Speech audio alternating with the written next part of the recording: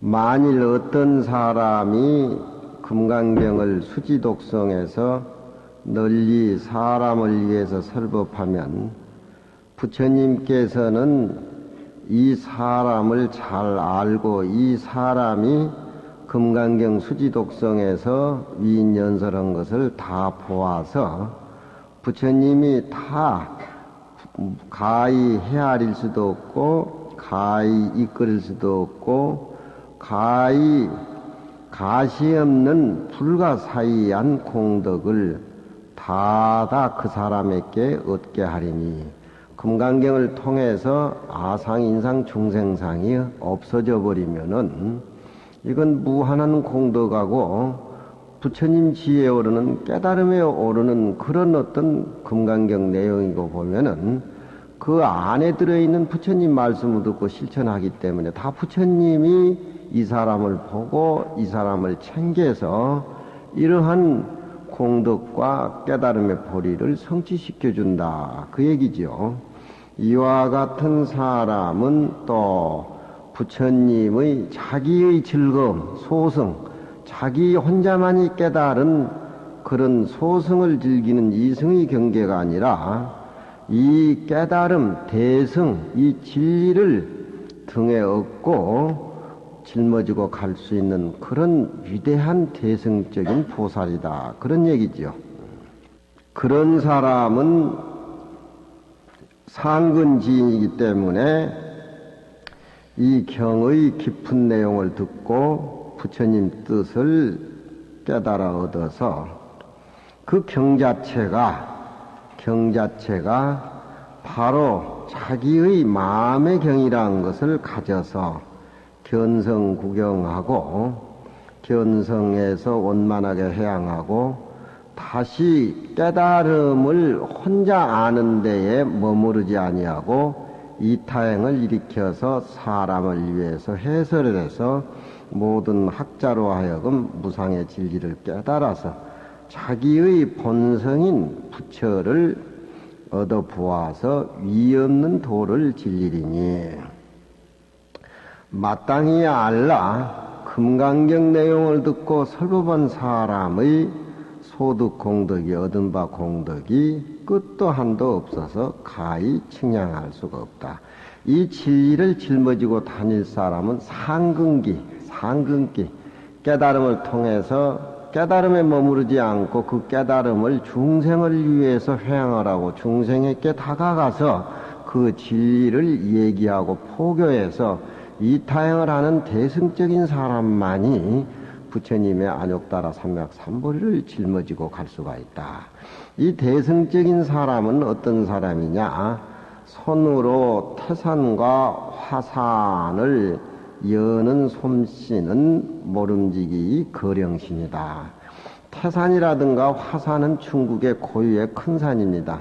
그 고유의 큰 산이 항아의 물을 가로막아가지고 중국이 물바다가 됐는데 옛날에는 그 화산과 태산이 막아 있어가지고 중국이 물바다가 돼가지고 9년 동안 운임금이 치수를 하게 되는데 언젠가 신의 손이 태산과 화산의 사이를 손으로 쳐가지고 잘라내서 그 틈 사이로 중국의 물을 바다로 이렇게 보내가지고 중국의 물난리를 면했다. 그런 고사가 있습니다. 그러니까 이 대승의 진리를 금강경을 통해서 깨달아가지고 실천하는 사람은 아상인상 중생상이 없기 때문에 어떠한 큰 물질이라도 어떠한 불이익이라든가 물질의 큰 거라도 전혀 동요되질 않는다. 이런 사람만이 마치 화산과 태산을 한 손으로 쳐서 갈라가지고 중국의 물바다를 면하게 하는 그런 거령신의 솜씨하고 똑같은 사람이다. 장이 얘기하지만 금강경은 챙기고 아침 저녁으로 읽어야 됩니다. 금강경을 챙기고 아침으로 읽어가지고 과연 내 삶이 금강경에 아상인상 중생상이 없는 텅 비어 있는가 없는가를 확인을 하고 모든 모습에서 자신이 해탈을 해서 비어있는 삶 속에 살면서 그 비어있는 삶을 여러 사람에게 이 얘기를 해줘서 같이 깨달음의 배에 함께 오르는 그런 대승적의 어떤 이타행, 그런 것이 어떤 난관, 어떤 물질적인 거, 아니 수미산이 가로막혀도 수미산 자체는 원래 티끌이 모여서 생긴 것들이고, 이 지구라고 하는 것이 우선 생겼으면은 생긴 건 없어지는 거니까 그 모습들에 대해서는 전혀 위축된다든가 그 모습에 내가 현혹된다든가 두려움을 느낀다든가 그런 게 없다는 겁니다. 다니구치 마사하루라는 일본의 유명한 동양의 예술하는 분이 세이메이 노지소 생명의 실상에 이렇게 보면은 2차 대전 때 조도전 대학을 다니면서 종군을 하게 되는데 자기 몸에 탄알이 80발을 맞았는데 다 피해가더라는 거예요. 그건 왜 그러느냐? 내 자신이 남을 해친다는 그런 어떤 마음이 사라지고 없었고, 또 이 몸은 텅 비어서 공이다라는 무안입이설신의 무색상량 미촉보 반야신경 내에 대해서 확실히 깨달았기 때문에 나라를 위해서 대학 다니다가 종군을 했지만 전부 탄알이 무기가 피어간다는 겁니다. 금강경의 공사상에 깨달음 얻으면은 어떤 무기라든가 어떤 공포라든가 그 마음이 떨어진 사람한테는 그런 것이 해당이 안 되는 겁니다. 내가 아상 인상이 있고 나는 위대한 사람이고 다른 사람은 다 알로 보이고 탐진치가 부글거리고 해치는 생각 뭐 이런 사람, 마음을 가지고 있는 그 사람은 항상 두려운 겁니다. 누굴 죽여야 되고 이겨야 되고 챙겨야 되고 자기 것을 만들어야 되는데 그것이 어떻게 마음대로 되는 겁니까? 그렇게 되지 않는 거예요.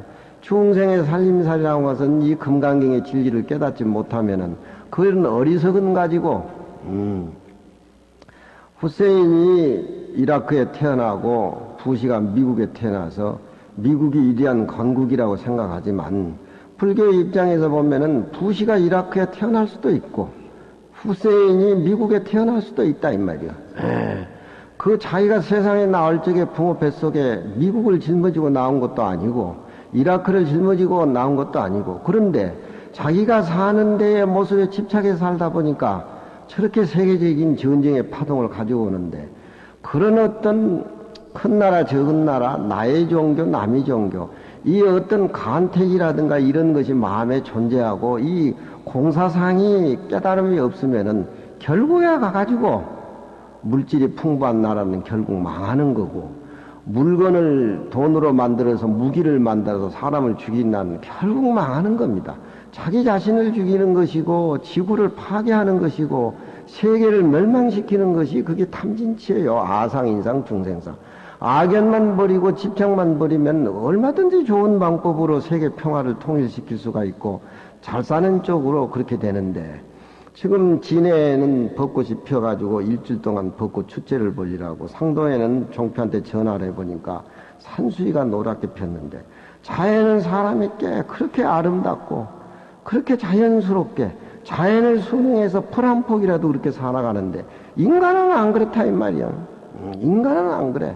아상인상 중생상이 있고. 그러니까 부처님이 49년 설법 중에서 21년을 이 공사상을 내포한 금강경 설법하신 것이 요즘 세상에다 까닭 있는 소리다.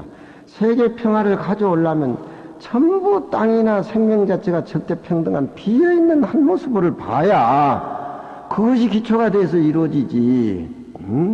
그것이 되지 않는 한은 물론 이기고 지고 간에 이긴 사람의 어떤 승리감, 진 사람의 패배감이 있어가지고 그것이 시간이 가면 갈수록 희석이 돼서 또 없어진다 하지만 진 사람들은 가만히 있을 거 아니에요.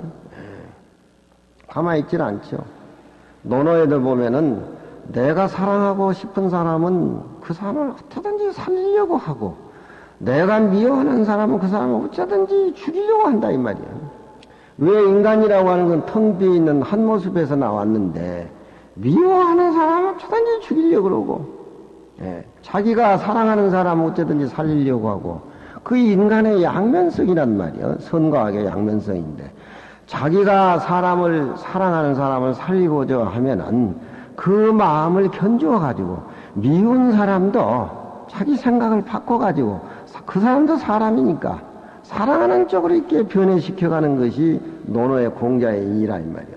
자기가 사랑한 사람은 살리고 싶어서 날뛰고 자기가 미워하는 사람은 어쩌든지 죽이고 없애려고 노력하는 이게 인간의 선악의 양면성인데 참말로 그런 것은 이치를 어둡게 하고 지혜를 어둡게 하는 혹이다. 논어에도 그렇게 얘기를 한단 말이야.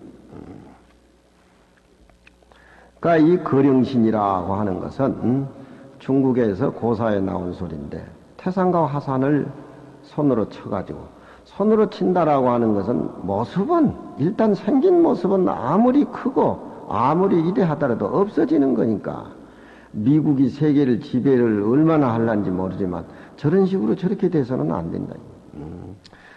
세계의 정신사상은 동양의 불교가 지배를 해야 돼. 불교라고 색깔 띌 필요도 없고 그래야 세계 평화가 오고 그런 것이지. 25시 작가가 옛날에 우리나라의 경주에 와가지고 전부 그 둥그런 왕능을 보고 또 아침에 떠오른 태양을 보고 앞으로 세계 평화는 경주 신라로부터서 시작할 것이다. 그런 얘기를 그 25시 작가가 영화도 유명한 안소니 킹 나온 그 소리를 경주에 와서 했어요. 우리 진리는 5천년 역사에 불교뿐만 아니라 우리 문화는 자연에 순응해서 우리 불교라는 것은 다 수용하고 관대하고 받아들여지고 전체 한 모습으로 보니까 그런 쪽에 우리 정신사상인데 물론 강대국에 얽히고 설켜가지고 우리가 이런 처지에 오기는 왔지만 또 우리의 어떤 정신사상은 세계 어디에 놔둬도 세계 평화통일을 이룰 수 있던 어떤 불교의 선의 정신사상이 있다라고 하는 것을 얘기를 해줘야 돼. 왜 정치하는 사람들이 그렇게 질질 끌려다니고 사람 죽이는 쪽으로 파병을 해야 되니 못 해야 되니 그런 쪽으로 끌려가는지 알 수가 없어. 그러니까 그런 모습에 대해서 눈도 깜짝 안 한 사람은 거령신이다. 그런 모습에 대해서 일푼의 가치도 없이 생각하는 사람은 상근의 사람이다. 생명은 하나고 하나의 모습을 보기 때문에 부시라는 대통령도 미국의 유익을 위해서 세계의 유익을 위해서 저래 한다고 하지만 모습이 둘로 보이면은 그건 안 되는 거예요. 모습이 둘로 보이면은 선과 크고 적은 모습이 둘로 보이면 지도자 자격이 없는 겁니다. 지도자 자격이 없어요. 부모가 자식을 키우면서 둘의 모습으로 자식을 키웁니까? 자연스럽게 선이든지 악이든지 품어주면서 한 모습으로 불보리를 부처님의 깨달음의 보리를 짊어진다라고 하는 것은 모름지기 인합 가운데에 상근 사람만이 할 수가 있다. 소승은 자기 깨달음에 즐겨가지고 파묻히지만 대승은 그렇지 않다 이 말이야. 깨달음을 모든 사람들이 환원해가지고 함께 한다 이 말이야. 산이 쌓인 산과 쌓인 맷불이여 낱낱이 다다 티끌이로다. 화산이니 태산이니 수미산이니 인왕산이니 한라산이니 아무리 커봐도 그것은 티끌 하나가 모여가지고 된 것이고 그 큰 산이 파괴해서 흩어져 버린다면 다시 티끌로 공으로 돌아간다 이 말이야. 눈 속에 이런 사람은 눈 속에 눈동자가 푸르고 눈동자가 푸르단 말은 모습에 사로잡히지 않는 지혜의 눈이 번뜩거린다는 겁니다.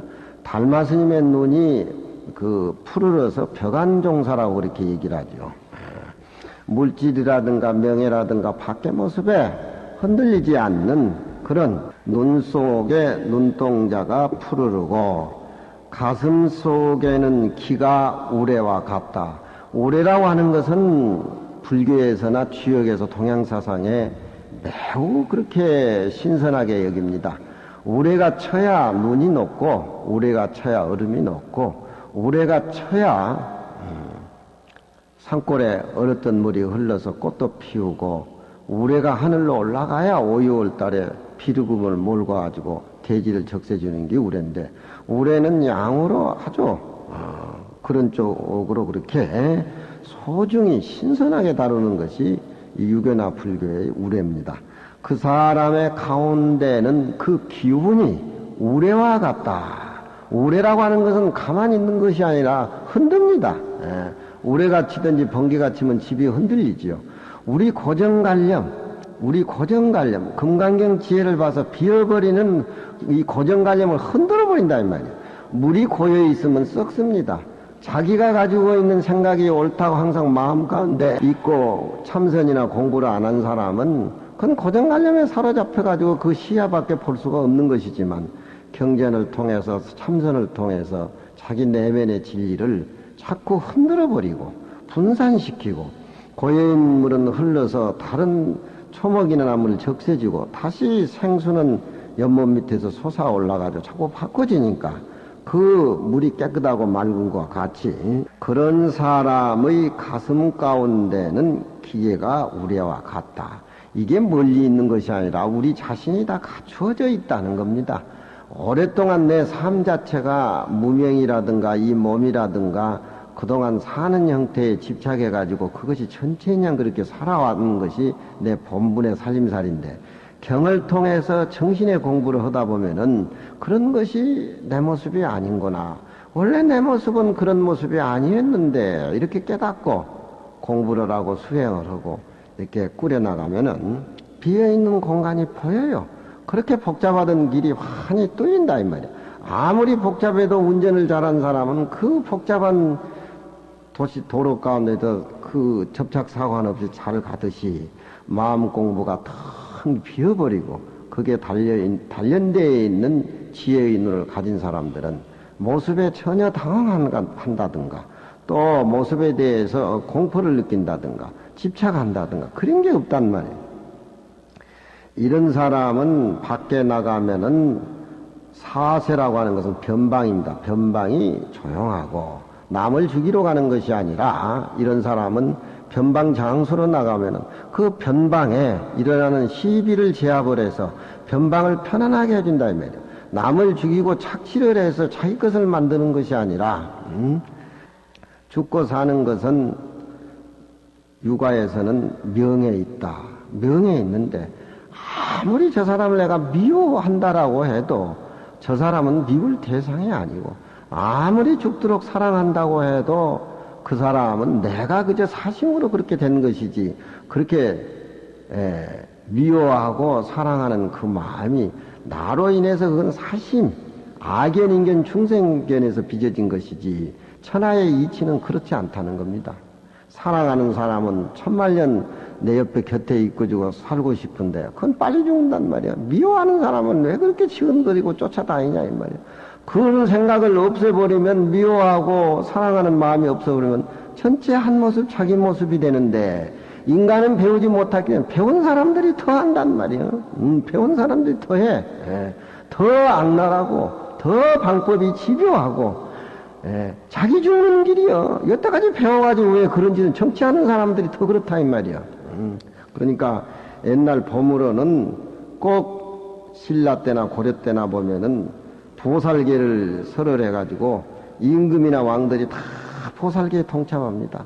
임금이라 가지고 공부 안 해서 됩니까? 수행 안 해서 됩니까? 대통령이라고 수행 안 해서 됩니까? 더 열심히 하고 더 잠을 안 자면서 수행을 해서 깨끗한 모습, 더 편안한 모습, 그걸 보여줘야지.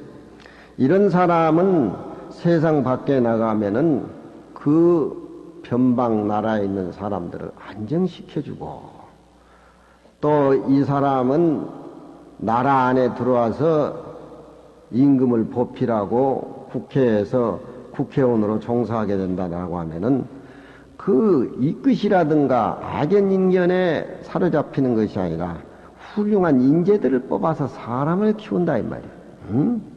심성교육, 마음의 진리, 청정한 쪽 이게 교육이 안 되고 전부 그저 머리 굴리는 교육 뭐 이런 교육을 시키다 보니까 애들이 영민하고 다 그러지만 뭔가 불안하고 안정감이 없고 어디 갖다 놔도 무슨 부모에게 안정감을 주는 그런 게 없다 이 말이야. 그게 왜 그러느냐?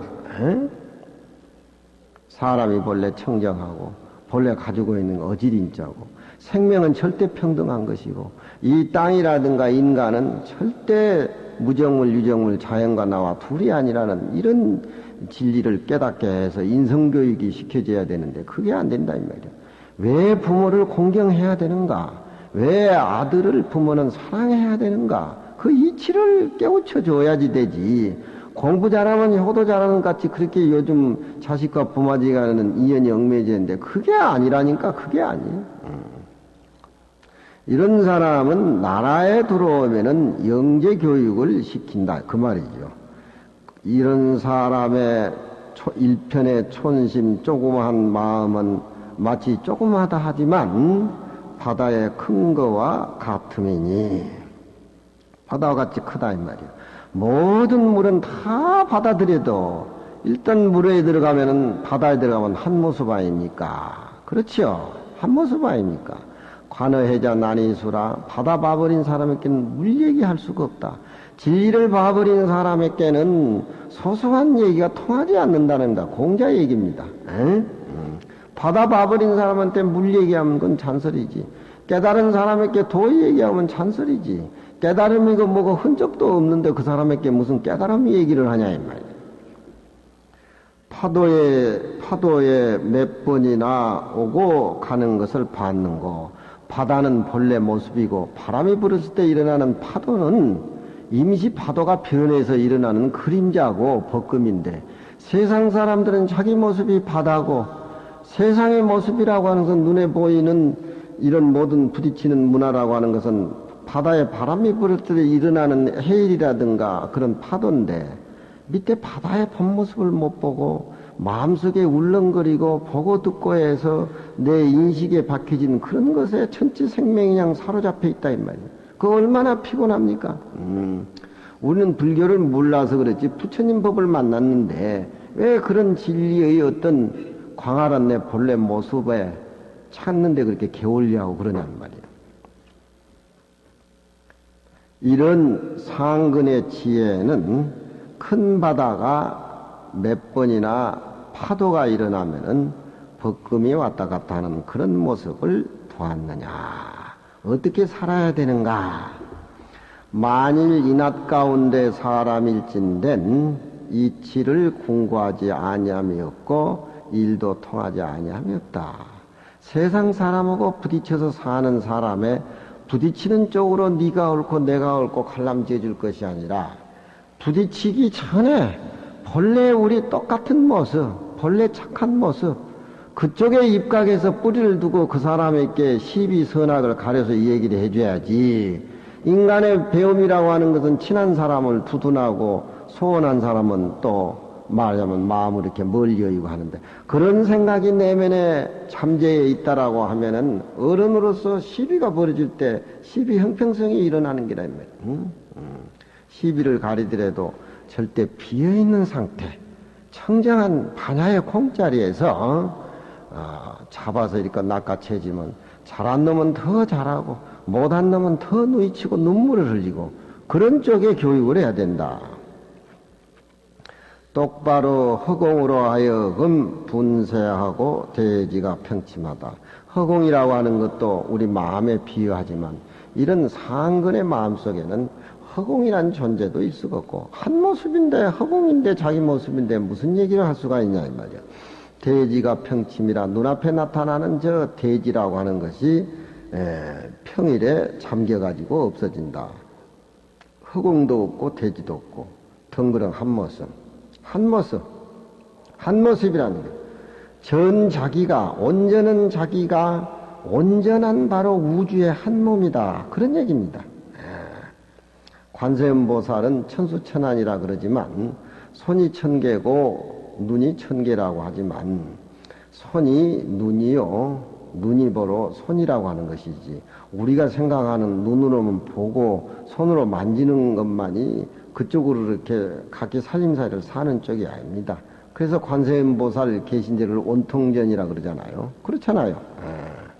어제 텔레비를 봤는데 그 공룡이라든가 자라들은 그 알을 낳았는데 보지도 않고 알을 툭툭 놔두고만 보지도 않고 앞쪽 발 뒤쪽 발 이렇게 끌어묻더라고. 그래서 나는 달린 눈이 눈만 아니라 눈 자체가 발에도 눈이 달렸구나. 우리 인간도 그렇잖아요. 저녁에 누워 잘 적에 깜깜한데 어떻게 벽에를 찾아가지고 덩어리가 떡 빈단 말이에요. 그 손에 눈이 있는 거 아닙니까?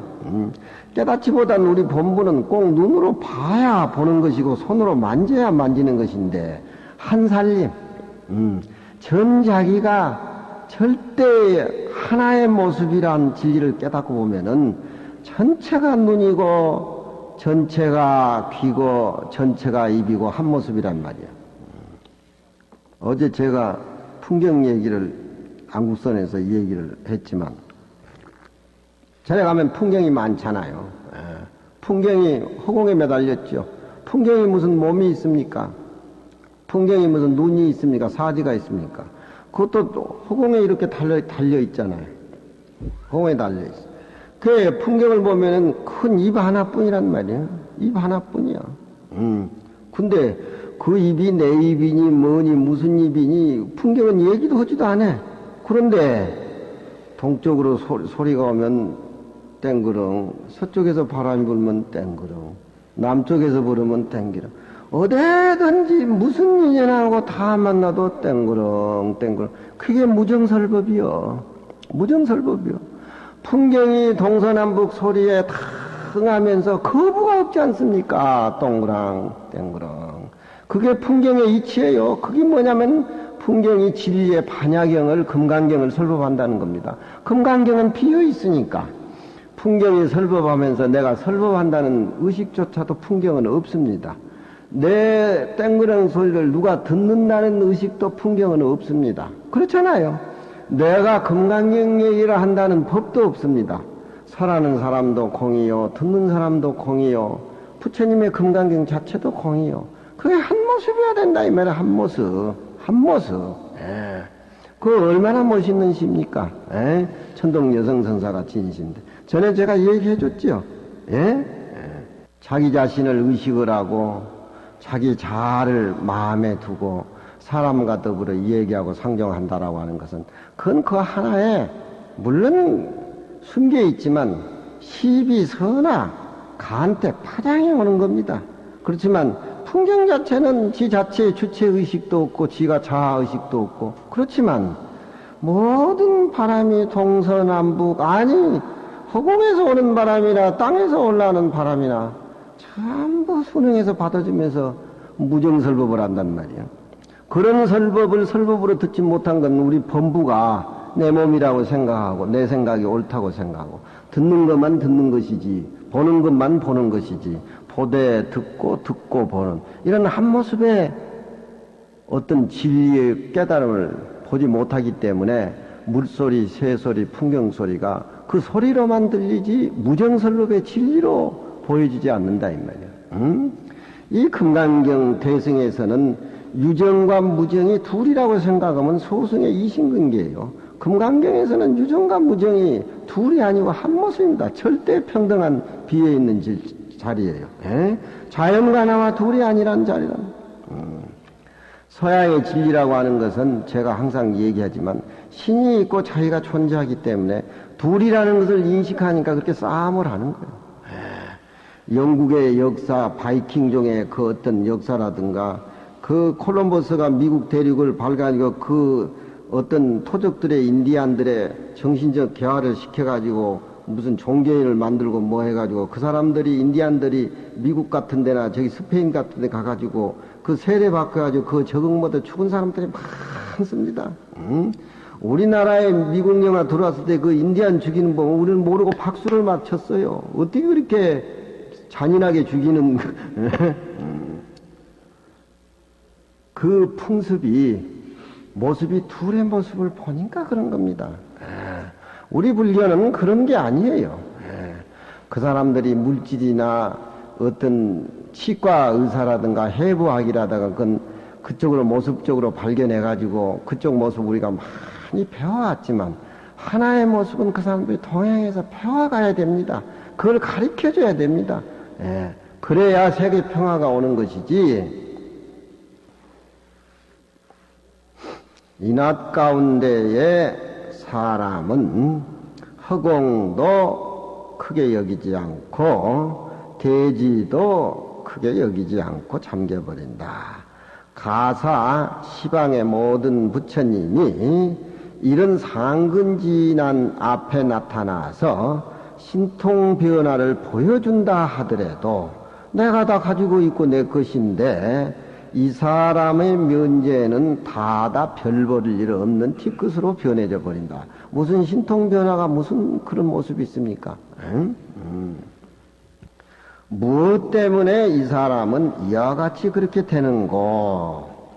염추 수불도 타역 불구요. 염추라고 하는 것은 조실스님 방에 들어가면은 조실스님이 불자를 잡고 수자들에게 법문하는 불자입니다. 추라고 하는 것은 종망치 추자고 밑에 수불이라고 하는 건 불자를 의미해요.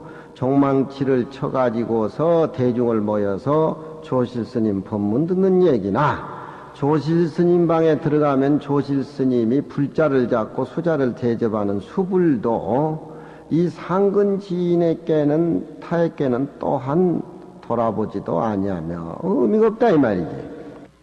깨달음의 산매를 얘기해도 그 사람은 또한 들을 필요가 없어. 한 모습인데 누가 듣고 한 모습인데 누가 듣고 들을 바 대상이 뭐냐 이 말이야. 한 모습이라 이 말이야.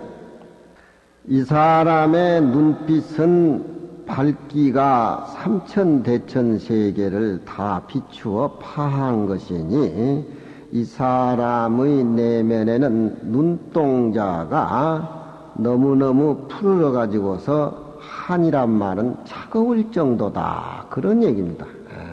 이 세상에 있는 모습은 이 상근지인에게는 그렇게 티끌과 같고 한 모습의 눈초리다. 그런 얘기입니다.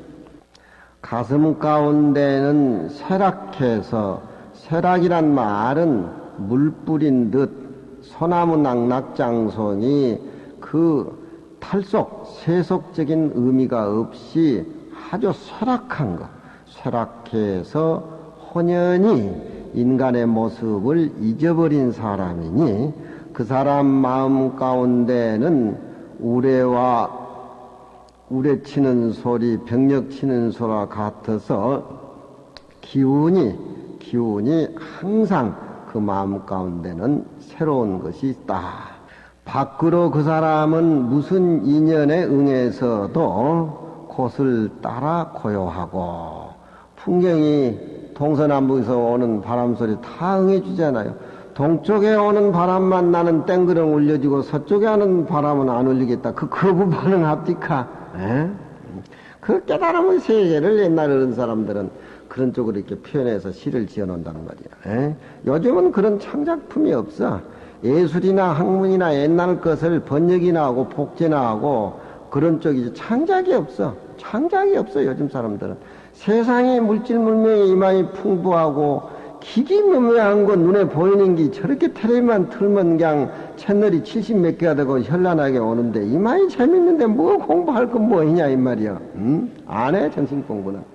그 사람의 마음 안에는 하나의 고요한 데에 명합해서 항상 마음이 고요하고 정갈되어 있으니까 모든 사람하고 응함이 이그러짐이 없다. 그 사람 뱃속에는 넓고 넓은 것이 마치 큰 바다와 같음이니 일림천차유무라 한 번 천가지 차별이라든가 있고 없는 데에 거기에 고마 맺게버려. 거기엔 답이 안 나오는 거야. 답이 안 나오는 걸 인간은 아상인상으로 그렇게 답을 걸고 싸운다 이 말이야. 왜 미워하고 왜 사랑하냐 이 말이야.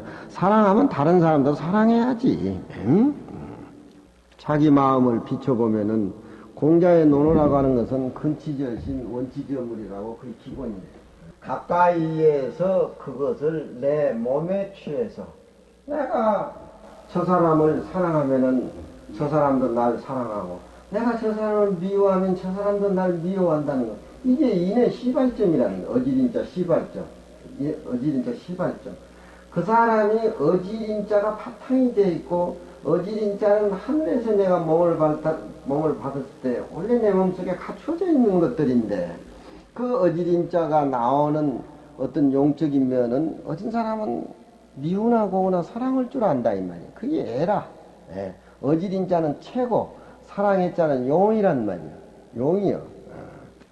주역에서 동양상 상에서 주역의 상수 같은 데 보면은 이 열십자 같은 것도 이렇게 가로로 된 것은 음을 의미를 하고 이렇게 되는 것은 양을 의미를 한단 말이에요.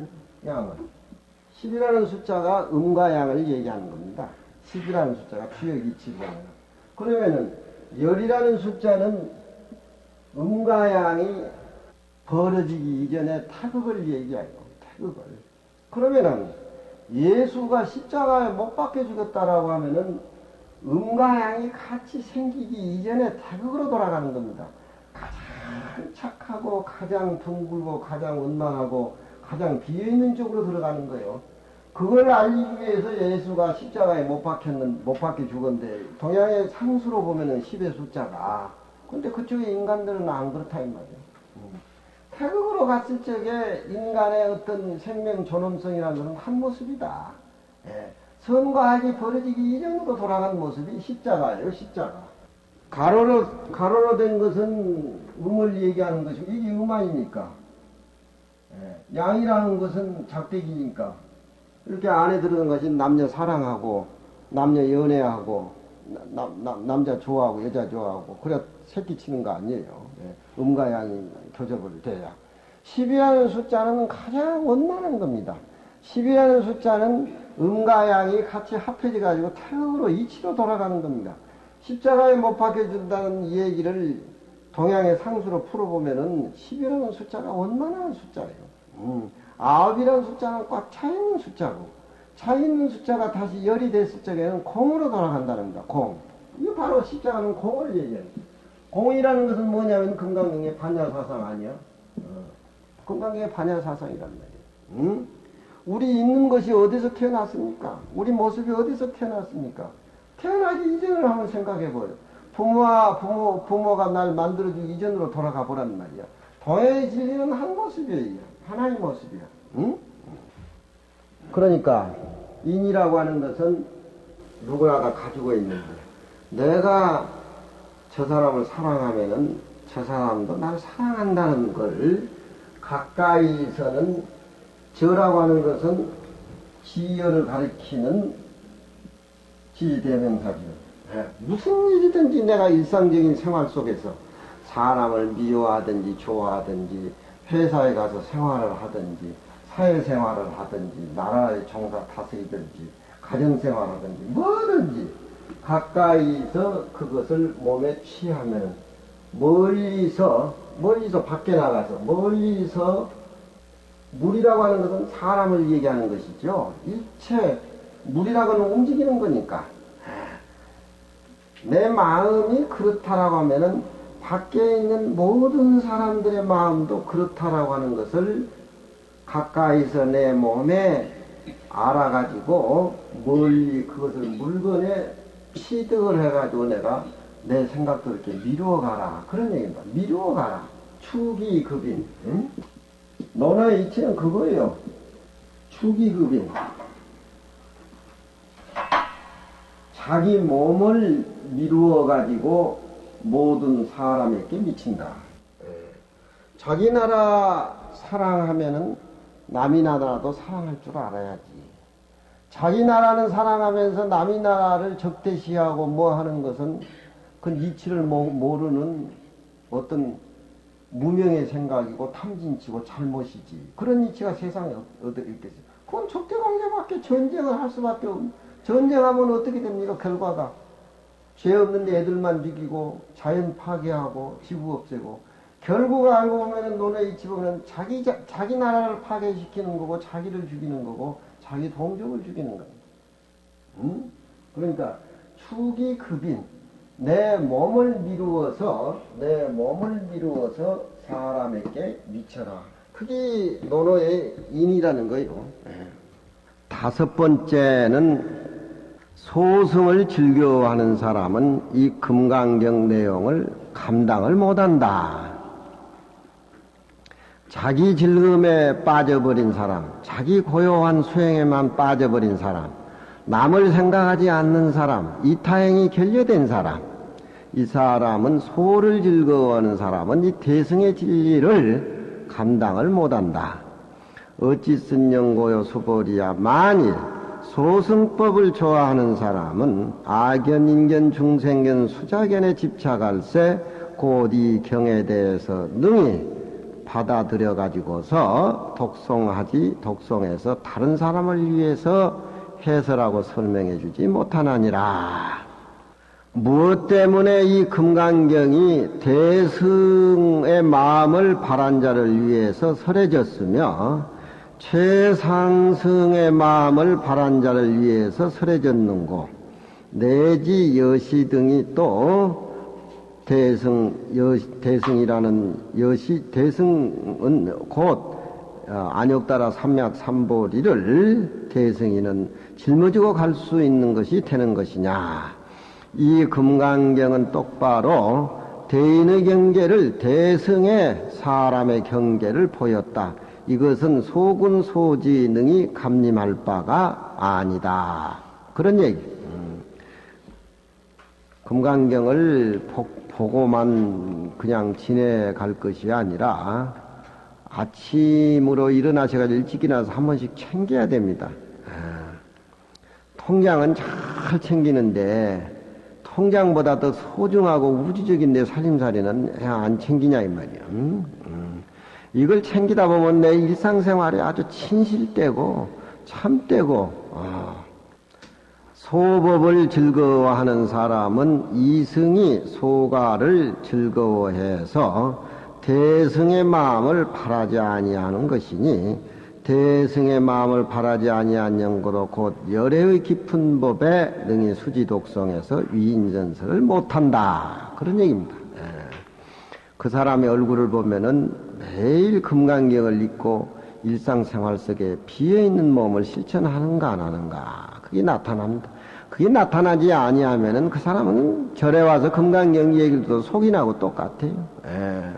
뭐라고 힘들어서 일요일날 이렇게 오십니까? 금강경 좀 연구를 해서 공부를 하고 그러시지. 응?